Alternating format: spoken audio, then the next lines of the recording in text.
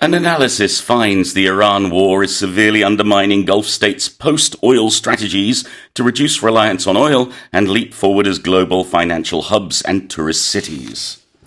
이란 전쟁으로 인해 그간 석유 의존도를 줄이고 글로벌 금융 중심지 및 관광 도시로 도약하려던 걸프 국가들의 탈석유 전략이 큰 차질을 빚고 있다는 분석이 제기됐습니다. Tell us more. Well, we're seeing a big impact by what's been happening in the Middle East surrounding Iran, and certainly it's putting paid to a lot of expectations when it came to the future of some countries in the Middle East. You have areas like the United Arab Emirates and Saudi Arabia. Their big push has been to get into finance and to get into tourism because the oil is going to run out. Right. And no matter what we may wish for, we have to look to a renewable resource future, and they certainly are doing that. The issue is, in the past 2 months, we've seen, for example, the Dubai International Airport being struck. We've seen major landmarks being hit in various areas, and they've lost a lot of revenue that they should have had from tourism because, well, quite frankly, nobody wants to holiday in a war zone. Exactly. So this is the big issue, is what's going to happen. It's not just about the oil and about the oil getting out of the Strait of Hormuz. For those who live and work in the Middle East itself, it's more a question of, can we keep our livelihoods?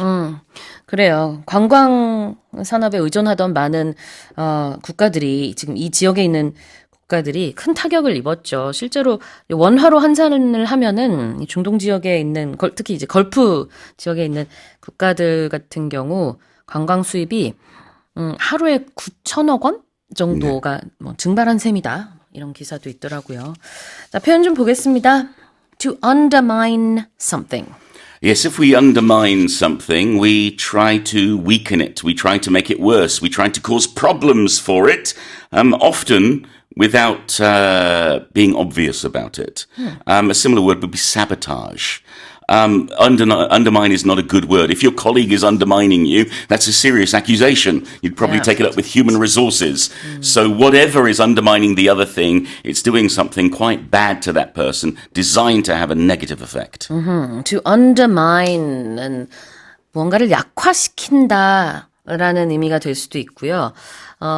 다른 사람이 하고자 하는 것을 못하게끔 좀 저지하는 느낌도 있는 거죠. 지금 이란 전쟁이 이 걸프 국가들의 관광 산업이나 이런 쪽에 어떤 기대감 그런 것들을 다 꺾고 있다는 얘기로 볼 수 있겠고요.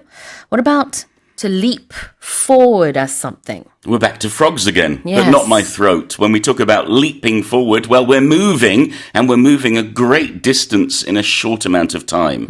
So whenever we talk about somebody leaping forward or some country leaping forward, some company leaping forward, they're making a big improvement, a big advance, they're getting better in a large way and very quickly. 그래요. So to leap, L-E-A-P라는 것은 개구리가 뛰는 모습이기도 하지만 도약하다, 발전하다 이런 의미도 있습니다. 자, 그러면은 다시 한번 읽어볼게요. An analysis finds the Iran war is severely undermining Gulf states' post-oil strategies to reduce reliance on oil and leap forward as global financial hubs and tourist cities.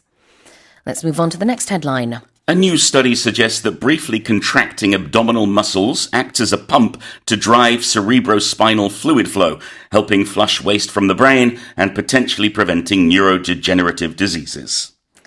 우리 몸의 복근을 잠시 수축시키는 동작은 뇌 척수의 흐름을 일으키는 일종의 펌프 역할을 해 뇌 속 노폐물을 씻어내고 신경 퇴행성 질환을 잠재적으로 예방할 수 있다는 새로운 연구 결과가 나왔습니다. So before we explain this news, I think our listeners can all do this right now. Try and contract your abdominal muscles. Yep, doing that right now. Okay, please do explain. Can I Breathe. relax them? Yes. Okay. Ooh. Actually, you don't have to do them that much. Okay. What they're talking about is actually just a little contraction.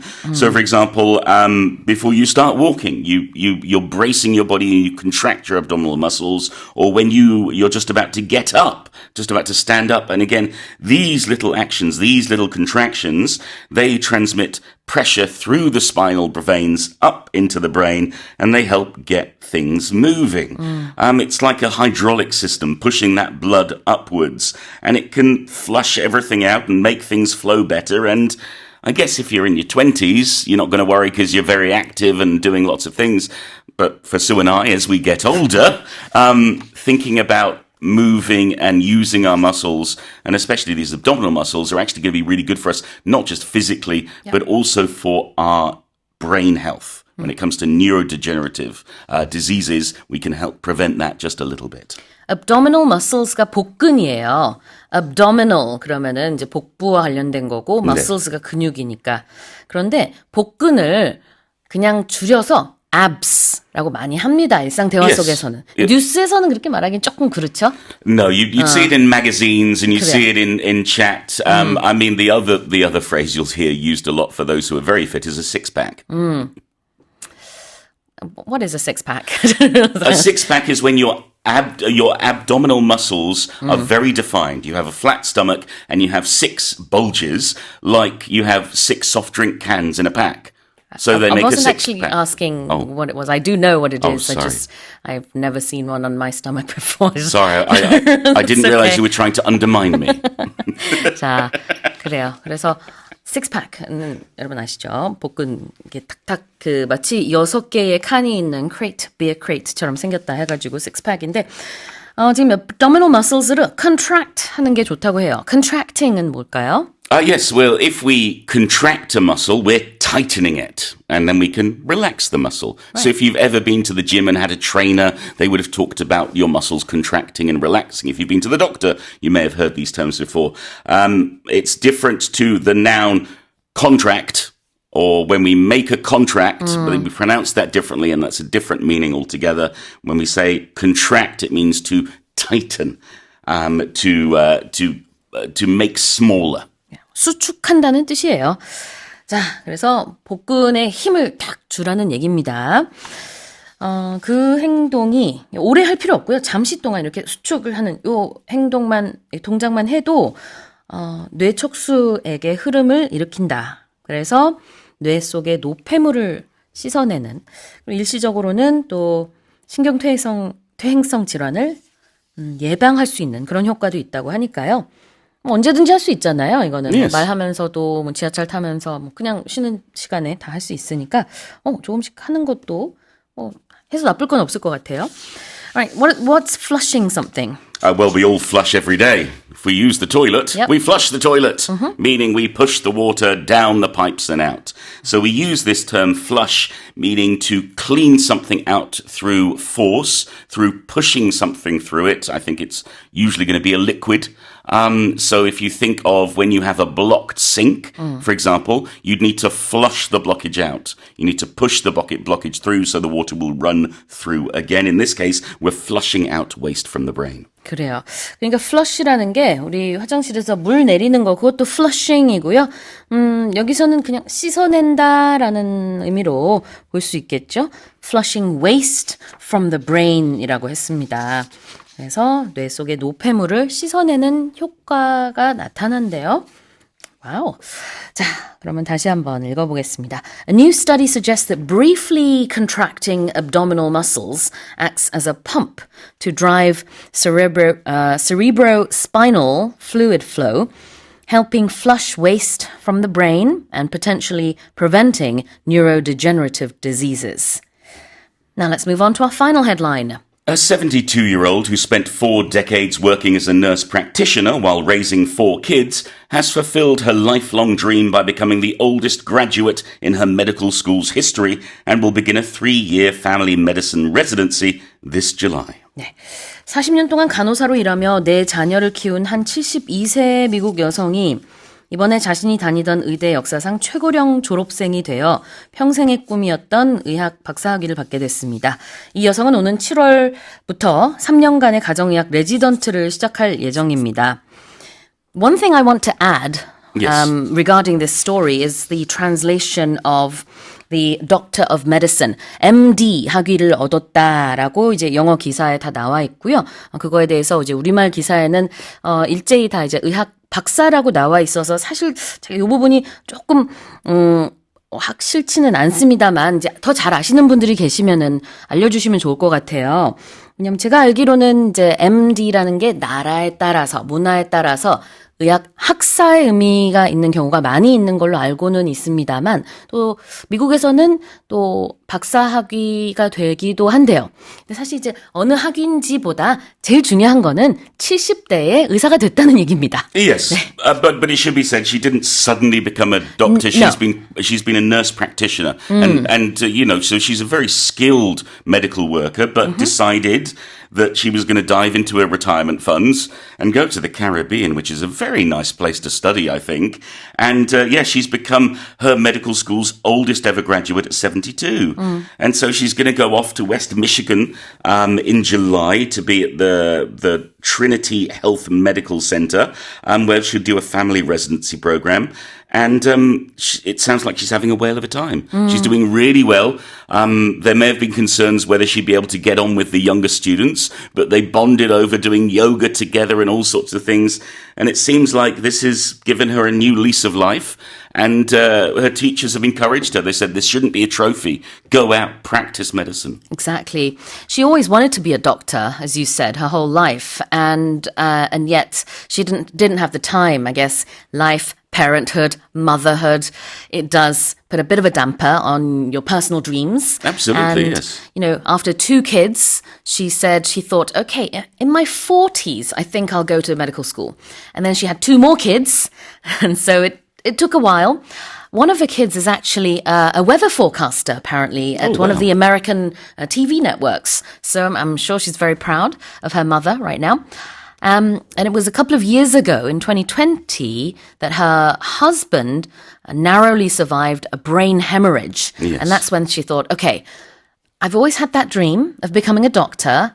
I think I should start studying.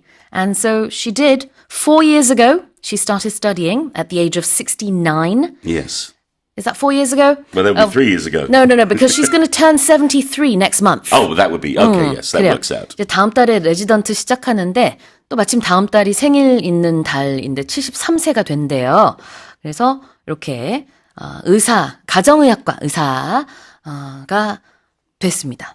됐다고 하는 게 맞죠? 네. 네. All right. So she's graduated from medical school and she's going to start her residency soon. Let's have a look at being a nurse practitioner. She was this for 40 years. Yes. Now, there are different kinds of nurses. If you're a registered nurse, well, that means you're qualified to be a nurse in a hospital or a clinic and do all those duties. If you're a nurse practitioner, you're one step higher up in terms of what you're allowed to do. They're a bit like a doctor, is that they can do diagnosis, they can do certain physical exams.